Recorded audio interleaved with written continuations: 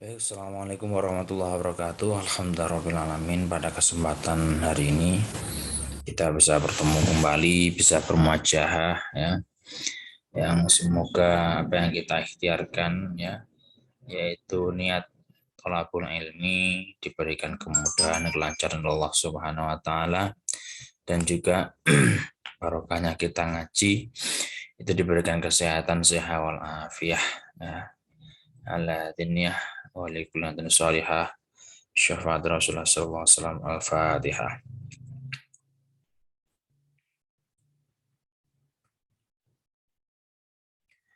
Baik, hari ini saya akan memaparkan tentang solusi Islam dalam mengatasi dekadensi moral. Ya. Yang perlu kita pahami adalah dekadensi moral ini sebetulnya lebih kepada kemerosotan moral.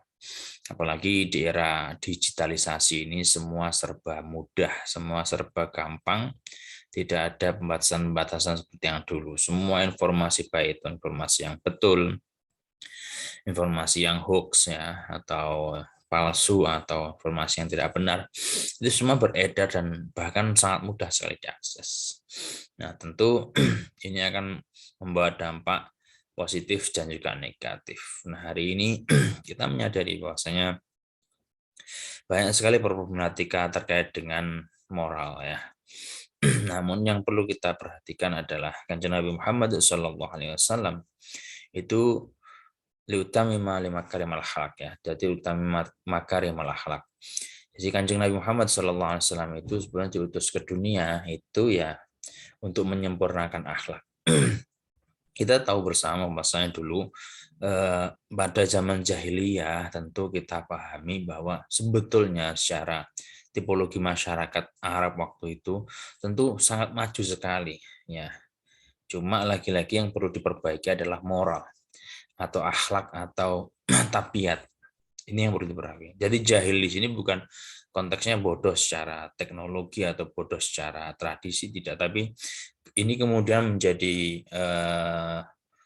perlu untuk diperbaiki dalam konteks akhlaknya. Karena Kanjeng Nabi Muhammad SAW karena hulukul Quran. Jadi Kanjeng Nabi Muhammad ya akhlaknya itu ya Quran.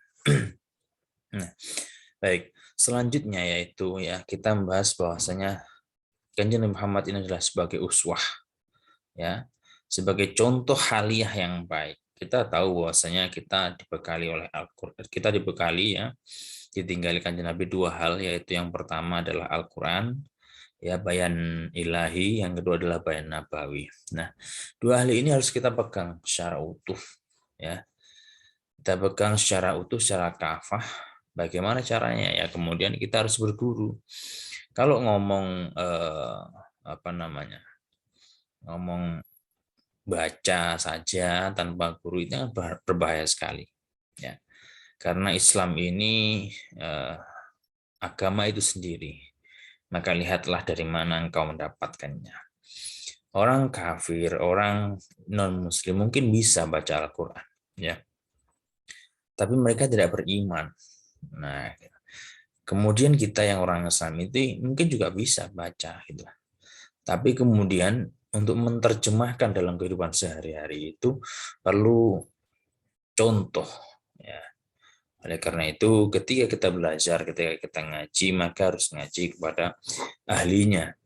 Kalau enggak ya fantadil sa'ah, maka bersiap-siaplah semua yang akan dikerjakan ya siap-siap musnah, karena siap-siap hancur karena tidak ditangani oleh para ahlinya. Nah, kemudian terkait dengan bagaimana sih solusi Islam ya, tentu Islam ini harus mampu menjadi sebuah terobosan bersama ya. Islam yang agama yang dibawa oleh Kanjeng Nabi ini harus menjadi terobosan bersama bagaimana untuk memberikan solusi. Jangan malah Islam itu menjadi sebuah permasalahan atau problematika, ini bahaya ya. Islam harus mampu menjadi solusi bersama bagaimana moral ya, kemerosotan moral ini bisa dieliminir. Nah, salah satunya tadi bahwasanya kita juga harus ngaji. Hari ini kita harus memperbanyak ngaji, memperbanyak amal solih ya, memperbanyak hal-hal yang bersifat positif. Karena bagaimanapun juga Kanjeng Nabi Muhammad SAW ya itu menjadi uswah ya. Jadi Kanjeng Nabi itu menerjemahkan isi Al-Qur'an dalam setiap haliahnya, dalam setiap kehidupannya. Itu diterjemahkan ya oleh Kanjeng Nabi. Kalau kita membaca ya maka agama itu akan terasa kering. Ya. Kalau kita hanya membaca Al-Quran saja, orang lain pun juga bisa. Gitu. Tapi menerjemahkan dalam kehidupan sehari itu penting. Supaya apa? Supaya Al-Quran ini tidak kering. Ya, kemudian ada yang kedua itu Al-Hadis. Ya. Hadis pun juga seperti itu. Nah, diterjemahkan oleh para ulama, para kiai ya. Yang di situ tentu kita tahu bahwasanya akhlak itu ya puncak dari segala ilmu itu adalah akhlak ya. Jadi di atas ilmu itu puncaknya adalah akhlak. Maka dari itu tentu kalian juga paham kalau para kiai-kiai itu tidak ada yang mungkin aku lo kiai, tidak ada yang mungkin yang bilang seperti itu. Mesti ibarat padi ya, ketika kiai tersebut atau orang tersebut sudah alim, tentu semakin berisi maka saya akan semakin merunduk. Nah, para kiai-kiai, para ulama-ulama kita juga seperti itu. Semakin beliau eh, mempunyai banyak ilmu, tentu beliau tidak akan sombong, tidak akan pamer, tapi beliau malah merunduk. Karena beliau sadar bahwasanya semua ilmu yang beliau punya itu hanya percikan dari nurullah, dari percikan ilmunya Gusti Allah. Jadi seperti itu. Nah, lagi-lagi bagaimana kemudian solusi Islam dalam mengatasi kemerosotan atau dekadensi moral tersebut. Nah, satu, kita tahu bahwasanya hari ini kita dipermudah dengan era digitalisasi. Nah, kita juga harus bisa mengontrol diri. Artinya mengontrol diri itu jangan sampai gadget yang akan mengontrol kita. Tapi bagaimana kita mampu mengontrol gadget kita. Karena gadget ataupun apapun itulah ya. Ketika kita tidak mengkontrol itu masuk alatul malahi. Ya, sesuatu alatul malahi itu sebenarnya tidak ada musik ya, tapi sesuatu yang bisa melalaikan kita kepada Allah. Ya. Nah, makanya Allah melarang alatul malahi ya. Ma'alha itu sesuatu yang ngelalekno, ngilangi, ngelalekno ingat kepada Allah. Maka itu termasuk dalam kategori haram. Contoh, jika kamu asik ngegame sampai mungkin ngegamenya mulai duhur sampai asar sampai maghrib karena saking serunya atau mungkin saking penasarannya. Nah, itu kemudian menjadi masalah ketika ternyata gadget yang kamu pegang itu dapat atau mampu melayakkan kamu pada mengingat Allah, yaitu kamu kemudian sampai tidak sholat, ya. Kemudian kamu sampai meninggalkan kewajiban-kewajiban kalian, ya mungkin seharusnya bisa bantu ibu, bantu orang tua, tapi kemudian kalian melalaikan semua itu. Nah, ini juga termasuk hal-hal yang haram. Nah, ini termasuk juga dekadensi moral tadi, yang dulu orang-orang mohon maaf ya ketika kita mungkin ngumpul ya itu kita senang berbicara asik begitu ya, kita ngumpul-ngumpul asik berbicara dengan teman-teman itu asik. Namun hari ini kita coba lihat ya, di era digitalisasi ini semua pegang gadget, bahkan satu orang itu tidak hanya pegang satu gadget, bahkan dua dan tiga begitu. Saya juga heran tuh apa itu gadget itu sebanyak itu gitu ya. Kita ngumpul gitu, ngopi mungkin begitu, ngobrol-ngobrol sebentar. Tapi ketika kita ngumpul secara dohir itu lebih banyak komunikasi kita kepada orang luar kita, ya kan? Kita kadang lebih asik, kita ngumpul ya, kita ngumpul nih. Kemudian kita lebih asik ngobrol dengan orang-orang yang ada di dunia maya, chatting dengan sana, chatting dengan situ dan lain sebagainya. Sehingga ngumpul itu ya seakan-akan kering gitu. Tidak seperti yang dulu kita ngobrol tertawa bersama-sama, gojlokan bersama-sama, itu seakan-akan sekarang sudah menjadi barang mahal ya. Kita kumpul, kita sama-sama pegang gadget, semua kumpul memang, tapi semua pegang dan fokus pada gadgetnya masing-masing. Dan kadang orang tersebut juga gitu. Saya juga sering lah seperti itu. Jadi ngobrol-ngobrol, enak-enak ngobrol, kemudian ya asik main gadget sendiri. Ya, itu kan juga sebetulnya itu sangat bertolak belakang dengan budaya ketimpunan kita. Hei kawan, itu dunia maya kawan kan gitu. Jadi yang dunia nyata itu yang sebetulnya harus kita prioritaskan. Kalau kita ngumpul semua taruh gadgetnya. Nah, Islam itu sangat menjaga itu tadi salih silaturahim, ya, tidak hanya lewat gadget atau tidak hanya lewat apapun itu. Tapi yang jelas bahwasanya kita perlu pahami, ya, gadget itu seberapa pisau, ya. Kalau kita gunakan untuk memasak, kalau kita gunakan untuk apa namanya, memotong-motong sayur, itu akan menjadi bagus, gitu. Akan menjadi sesuatu yang bernilai positif. Tapi kemudian ketika pisau itu kamu gunakan untuk melukai orang misalnya, atau kamu gunakan untuk mengancam orang, maka nilainya akan menjadi nilai negatif, dan bahkan itu akan cenderung kepada hal yang bersifat maksiat atau dosa, atau yang jelas semi-seminar lah, ya, semi-semi neraka. Nah, hari ini juga seperti itu. Dengan adanya gadget, dengan adanya berita, dengan adanya informasi yang borderless katanya, tidak terbendung atau tidak terbatas waktu, itu akan memudahkan kita mengakses informasi. Kemudian bagaimana caranya untuk mengatasi hal tersebut? Islam memberi solusi. Ketika kamu menerima berita, fatabayanu, apapun itu berita, ya, itu kalau bisa di cross check dulu dari sumbernya.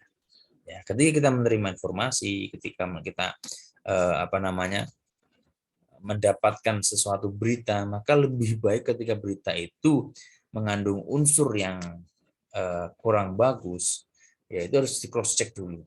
Berita apapun itu harus di cross check. Setelah kita cross check, baru nanti setelah kita filter dulu, baru kita sharing. Katanya orang caring before sharing. Kita harus care dulu, ini peduli dibaca dulu, jangan langsung main share saja. Nah, budaya kita biasanya lebih senang atau cepet-cepetan nge-share. Padahal berita itu tentu benar. Ketika berita itu tidak benar atau mengandung unsur fitnah, maka itu akan menjadi dosa jariah kalian. Maka dari itu lagi-lagi agama menekankan bahwasanya panjenengan jangan sampai, ya, mengumbar aib seseorang atas nama apapun. Kadang kita juga tahu bahwasanya orang itu mengkritik seseorang, ya, dengan dalih kritik kemudian dia mengumbar seluruh aibnya. Ya, itu juga tidak bagus, ya. Karena dulu sahabat Umar itu pernah ditanya bahwasanya saya dulu ada seorang sahabat yang bertanya kepada sahabat Umar, saya dulu pernah melakukan sebuah kejahatan begini begini dan begitu. Kemudian sahabat Umar sudah, ya, yang lalu sudah biarkan berlalu. Allah sudah menutupi semua aib dan kamu tidak perlu membongkar lagi. Nah, kita kadang malah mengumbar aib sesama. Nah, itu tidak boleh. Karena ketika kita ngerasani hibah, itu yang jelas sangat berdosa dan bahkan bisa dianalogikan kita itu memakan bangkai, ya, memakan daging bangkai saudara kamu sendiri. Naudzubillah min dzalik. Jadi seperti itu. Jadi kita harus menghindari bab-bab atau hal-hal yang bersifat hibah. Karena ketika itu kita teruskan dan kemudian itu menjadi sesuatu yang besar, ya, menjadi fitnah besar, itu akan menyebabkan tidak hanya cekcok mulut, tapi bisa sampai peperangan juga. Gara-gara informasi hoax, gara-gara sesuatu yang memang dibumbui, ya, dengan hoax. Kadang hoax pun juga dibumbui dengan agama. Nah, itu yang lebih repot lagi, ya. Kita mencaci maki di atas mimbar, kita mencaci maki, mengumbar aib seseorang di atas mimbar atas nama kritik atau kadang malah atas nama agama. Kita sering mendengarkan beberapa cerita-cerita itu ketika ada orang, ya, yang kemudian apa namanya, atas nama agama kemudian dia sebentar ya, ini saya post dulu karena baterai mau habis. Baik. Kemudian, ya, ketika kita punya informasi maka harus tabayun, ya. Informasi apapun itu kita tabayunkan kepada orang yang meng-share tadi. Nah, kemudian yang kedua, ketika kita punya gadget maka itu tadi kita yang harus menyetir gadget, bukan kita disetir oleh gadget tersebut. Ya.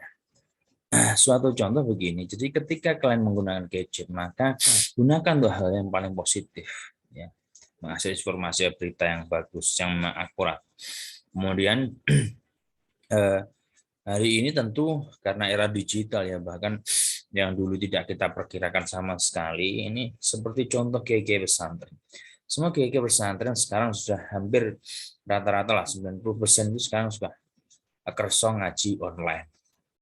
Nah, ini juga perlu kita kita dukung, kita support ya, daripada kita melihat hal-hal yang belum jelas, artinya belum jelas baik secara konten maupun belum jelas secara sanatnya, mungkin kita lebih enak ngaji-ngaji kepada kiai-kiai ya mungkin di YouTube, oke lah di YouTube, tapi kita juga harus selektif mencari kiai-kiai atau ulama-ulama yang memang sanatnya musalsal ila Rasulullah Shallallahu Alaihi Wasallam. Kenapa kok seperti itu? Tadi bahwasanya agama itu dilihat dari mana engkau mendapatkannya. Jadi carilah konten-konten yang kiai itu memang jelas. Dulu gurunya siapa, gurunya kiai tersebut siapa, sampai kanjeng Nabi Muhammad SAW atau enggak. Atau jangan-jangan guru itu apa ustadz itu ngajinya juga di Google juga, kan bahaya. Jadi carilah guru-guru yang memang benar-benar punya sanad keilmuan yang musalsal, sambung menyambung sampai Rasulullah SAW. Ini bisa bertanggung jawabkan. Karena begini, ilmu itu kalau tidak ada bertanggung jawab, ibarat kayak anak haram lah. Kan nggak tahu ini anak sopo kan. Ini ilmu dari mana anak? Kemudian tidak bisa bertanggung jawab. Kemudian dia fatwa ngalor ngidul nggak jelas. Nah, ini yang bikin ruwet agama sebenarnya seperti ini. Nah, kaulah muda yang sekarang lebih senang ngaji via Google, ngaji via YouTube. Nah, itu sudah selektif, sangat selektif sekali. Karena bisa saja contoh saya ini mengajar Profesor Dr. Kiai Haji Azam kan bisa. Nah, maka dari ketika beliau atau seorang satu mampu mempertanggungjawabkan ilmunya, dia ilmunya dari mana, dulu pernah mondok di mana. Nah, itu baru kamu tonton. Kalau tidak jelas ya nggak perlu ditonton ustadz yang karbitan kadang seperti itu. Kemudian dia tidak jelas dia gurunya siapa, ngantrinya di mana, itu tidak jelas. Nah, karena ya itu tadi bahwasanya sekarang mohon maaf ya, aliran-aliran keras, aliran-aliran yang ekstrim, kemudian yang lebih ke arah teroris ini sebetulnya juga ya begitu tadi, dia berguru dari orang yang memang gurunya pun tidak jelas dari mana dia dapat ilmu tadi. Sehingga apa? Sehingga ketika kadang baca Al-Quran, ketika menafsirkan ya atau menerjemahkan lah. Karena kalau ngomong tafsir berarti seseorang itu harus mampu menguasai satu asbabun nuzul.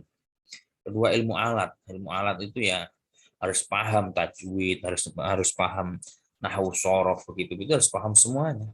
Tidak hanya baca terjemahan saja. Ini akan menjadi repot. Kalau hanya baca terjemahan, kadang kalimat-kalimat yang ada dalam Al-Quran itu tidak bisa merepresentasi. Kalimat-kalimat bahasa Indonesia itu tidak bisa merepresentasi dari keseluruhan isi Al-Quran. Karena tentu ada makna yang implisit dan juga makna eksplisit. Nah, itu yang akan kesulitan. Maka dari itu, Quran itu harus digurukan. Al-Hadis juga begitu, harus digurukan juga. Ya. Nah, ketika kamu menggunakan Google, menggunakan gadgetnya untuk hal yang masif, kamu juga harus selektif lagi. Gunakan ya atau cari yang kiai-kiai yang memang sanad keilmuannya nyambung kepada Rasulullah Muhammad SAW. Nah, begitu. Yang selanjutnya ya setelah kita tadi ya jika kita menerima berita maka harus tabayun ya, supaya tidak menjadi fitnah. Yang kedua, ketika kita menggunakan gadget maka kitalah yang harus menyetir gadget. Ya. Kemudian selanjutnya ketika kita menggunakan gadget, ketika kita menyetir gadget, maka gunakan gadget untuk hal yang positif, ya, hal-hal yang bermanfaat. Ya. Sungguh kita itu dalam kerugian besar, kecuali orang-orang yang mengingatkan kepada kita tentang kesabaran. Artinya orang-orang yang mampu membawa kita ke arah yang lebih positif. Karena dalam hadis qudsi itu Gusti Allah bersabda bahwasanya ad-dunya mal'unatun. Sebenarnya seluruh dunia ini dilaknat oleh Allah. Mal'unun ma fiha. Termasuk hal-hal yang ada di sini dunia, ya. Seisinya ini di mal'unun, dilaknat oleh Allah. Illa aliman au muta'aliman wa ma walahu. Kecuali ada dua hal sebetulnya yang inti, yaitu orang-orang yang mau belajar atau orang-orang yang mau mengajarkan ilmunya. Nah, maka dari itu ilmu itu harus diajarkan, tapi juga harus jelas ilmunya dari mana. Jangan moro-moro kamu belajar di Google kemudian sampaikan kepada teman-teman, ya jangan. Google-nya pun harus jelas kiai siapa, dulu pernah nyantri di mana.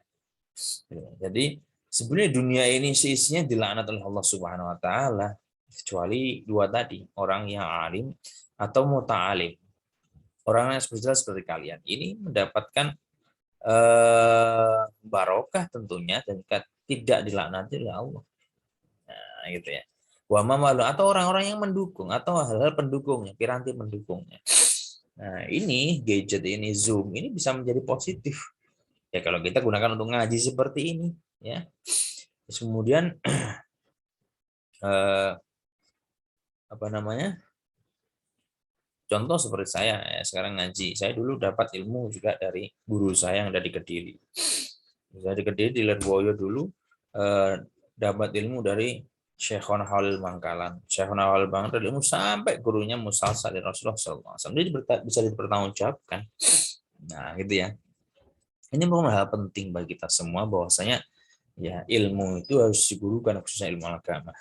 Gurunya pun juga harus jelas dapat ilmunya dari mana sehingga bisa dipertanggungjawabkan.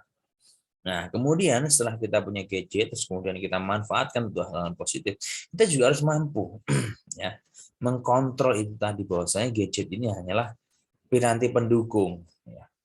Bahwa yang paling penting itu untuk kehidupan nyata ya, bukan hanya gadget. Kita sering melihat meme-meme yang lucu ya ketika kita dilihat di internet atau mungkin di WhatsApp itu dulu itu kalau orang minta tolong ya itu kan langsung ditolong. Kalau sekarang difoto dulu. Nah ini kan merupakan hal-hal yang sudah tergeser moral-moral bertetangga itu sekarang sudah tergeser. Dulu itu kebersamaan paling utama, sekarang yaitu menjadi individualis sifat. Namun ya lagi-lagi bahwasanya jangan menyalahkan ini kan gara-gara corona kita menjadi individu. Jangan menyalahkan corona. Kita juga harus bisa survive, kita harus bisa mampu menjadi pribadi yang lebih hebat lagi ya. Karena ini ya pandemi ini tentu ini ujian dari Allah Subhanahu wa taala untuk kita sendiri semakin kuat. Kita sering minta ya Allah kuatkanlah hamba, ya Allah kuatkanlah hamba. Jadikanlah hamba orang kuat. Gusti Allah tidak langsung bim salabim ngasih kamu senjata pamungkas semuanya, kapak sakti atau mungkin keris sembuhkan, ini kan tidak. Tapi memberikan kamu cobaan supaya apa? Supaya ibarat kamu itu ditempa untuk menjadi pribadi yang lebih kuat lagi. Ibarat mungkin ya pisau itu kalian diasah supaya mampu menjadi kuat ya menghadapi segala tantangan maupun problematika yang ada di kehidupan kita. Nah, kita harus semakin kuat. Nah, terus kemudian hal-hal yang perlu diperhatikan lagi bahwasanya ya itu tadi interaksi sosial kita ya. Utamakan di dunia nyata, jangan utamakan di dunia maya. Kalau memang kita sedang ngobrol dengan teman, ngobrol dengan orang tua mungkin atau mungkin kita sedang berdiskusi penting, tinggalkan gadgetnya. Nanti bisa lagi ya. Jangan sampai kalian yang disetir gadget ya. Kalian harus mampu menyetir gadget. Utamakan kehidupan yang realita ya, seperti mungkin kalau kalian bertemu temannya ya sudah ngobrol saja, nggak perlu terganggu hal-hal yang lain. Nah, tapi ya jangan sampai waktunya kuliah kalau tinggal ngobrol ngopi sendiri, wah itu tambah kacau lagi ya. Waktunya kuliah seperti ini ya silahkan dimaksimalkan untuk menyerap ilmu gitu ya. Jadi sebetulnya banyak sekali kalau kita mau mencontoh dekandensi moral itu ya, kemerosotan moral itu banyak sekali.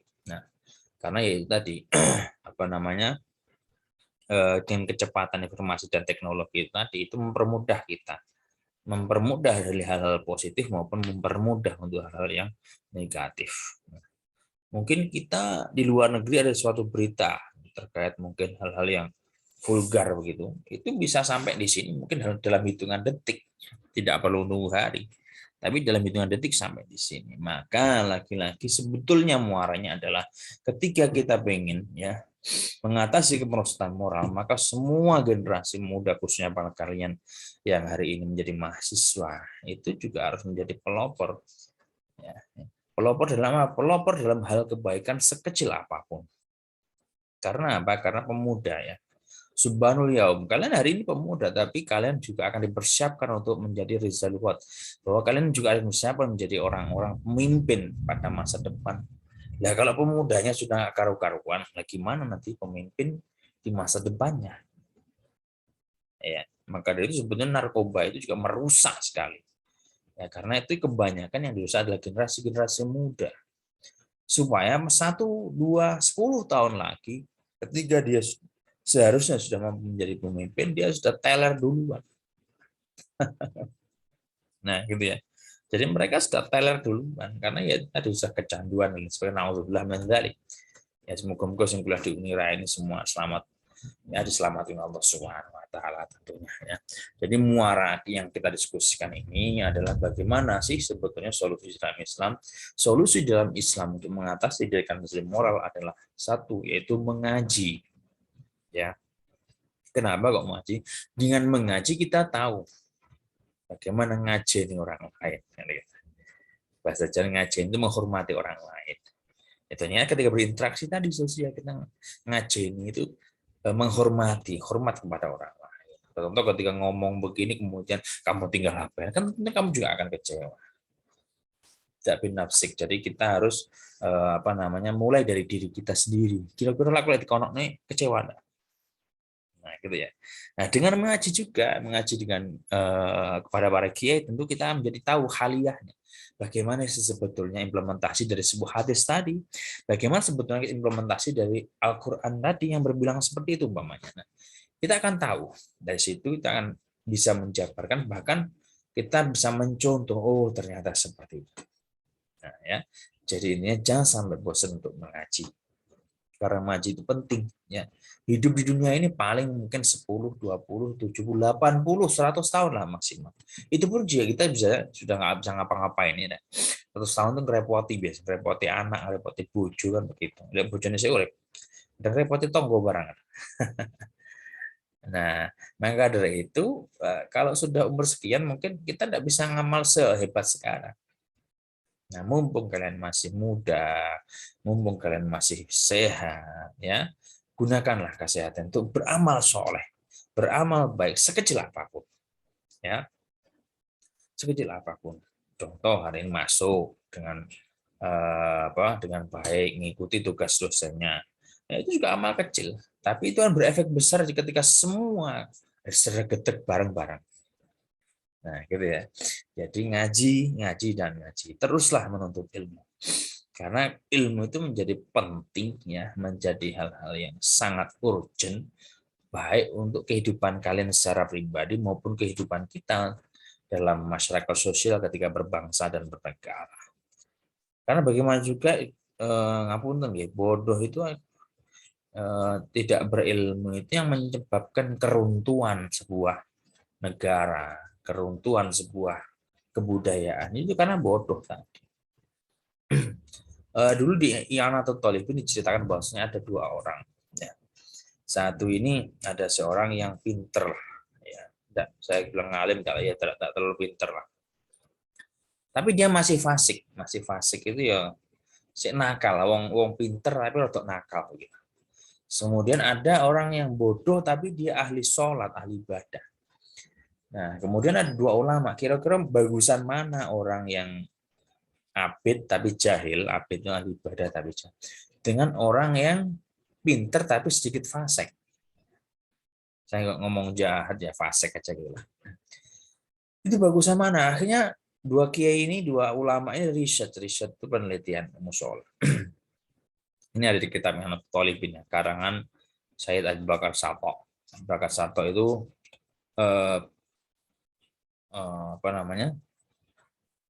pengarang I'anatul Thalibin.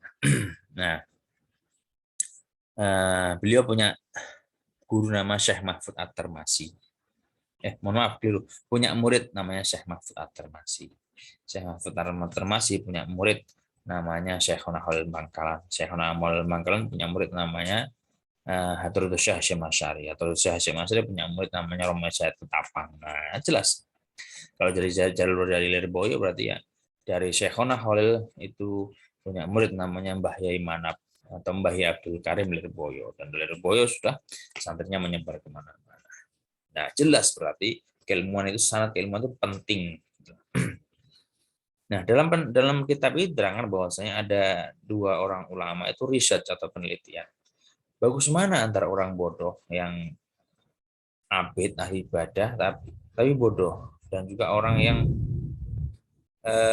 apa namanya, yang pinter, yang alim tapi sedikit fasik lah. Ya kadang-kadang yo ngumbe kadang-kadang tadi. Itu ceritanya begitu. Akhirnya orang abid tadi yang bodoh tadi itu dites. Ngetesnya begini. Ketika dia sholat ya, kemudian ada suara yang menyerupa, hei fulan, aku ini pangeranmu, saya itu Tuhan kamu. Wis kamu tidak usah sholat, tidak usah puasa, tidak usah ibadah lagi. Kamu tak bebaskan, kamu sudah menjadi hambaku yang paling setia. Wow, dia lari nggak sudah sholat, terus sholat. Nah ini kan aneh ya, orang bodoh yang ya dibodohi sebetulnya kan gitu. Nah setan pun juga gitu.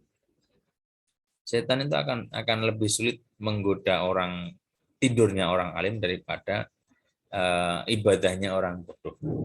Karena orang bodoh tentu ibadahnya nggak pakai ilmu, ya pokok syukur ibadah, namanya repot. Nah kemudian orang yang kedua ya, itu tes lagi orang yang pinter ya, tapi ya dia teler gitu. Mungkin sedikit mabuk gitu mungkin ya. Itu di masjid.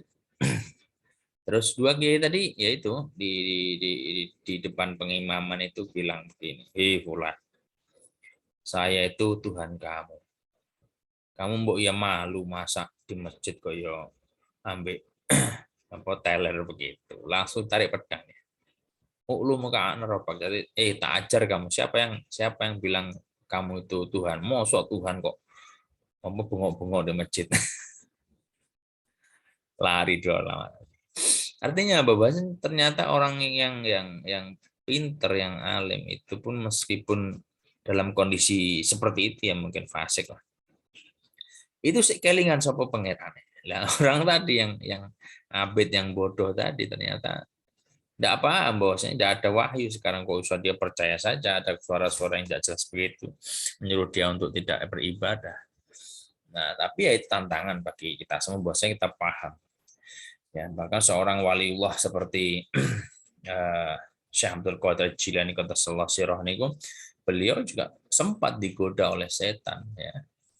Bahwasanya di mana kita pada ihsa ya laib. Hei, cangkemmu menengok. Dari karena dulu ceritanya ketika puncak-puncaknya mau jadi waliullah, ya ternyata digoda oleh setan bahwasanya Syekh Abdul Qadir, kamu tidak perlu sholat, tidak perlu sama, tak bebaskan karena kamu sudah wali ya. Ternyata tambah dipisui kalau sama. Ya itu karena memang tadi syariat ilmunya sudah kuat sekali.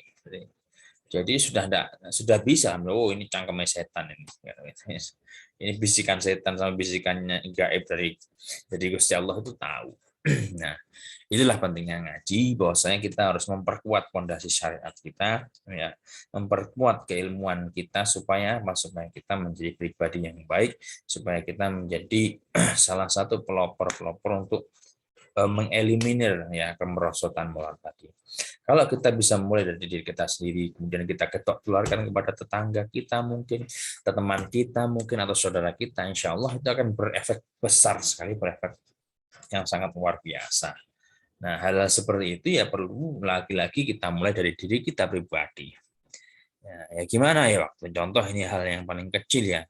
Waktunya ngerjakan tugas, itu kerjaan tugas sih. Waktu yang presentasi ya presentasi, jangan banyak alasan. Waduh ini Pak begini begitu dan lain sebagainya lah itu. Ini adalah awal-awalnya ya. Jadi sebetulnya kita kalian kuliah ini adalah gambaran ya, gambaran bahwa nanti kehidupan kalian bagaimana. Sudah kuliah kakak alasan umpamanya, nanti mungkin juga dunia kerja kalian juga seperti itu. Nah, itu kan bahaya sekali. Jadi makanya ketika kita berniat untuk thalabul ilmi, niat untuk ya kita harus benar-benar prepare well lah, ya mempersiapkan apa yang bisa untuk menunjang diri kita untuk bagaimana menguasai ilmu itu dengan baik. Ya, jadi Islam tentu punya solusi, karena Islam itu harus menjadi solusi memang dari semua permasalahan yang ada di dunia ini. Maka dari itu lebih kontekstual. Ya. Jadi Islam itu tidak tekstual yang jumut, yang terkungkung pada satu posisi saja, tapi lebih kontekstual dan up to date, ya, menyelesaikan semua permasalahan umat Islam di seluruh dunia. Nah, gitu ya. Jadi ingat bahwasanya apapun ya yang kalian ikhtiarkan itu semata-mata hanyalah proses. Nah, nanti hasilnya ya mau cari Gusti Allah. Yang penting kita tawakal itu setelah memaksimalkan potensi ikhtiar kita. Baik, saya pikir untuk hari ini cukup seperti itu ya. Nanti saya minta rangkuman ya. Jadi rangkuman dari apa yang saya sampaikan tadi silahkan ditulis di kolom komentar di YouTube channel tersebut. Di YouTube channel ini. Saya bercoba ihdinas siratal mustaqim wallahu alam ya. Wallahumma fiq lam thoriq. Assalamualaikum warahmatullahi wabarakatuh.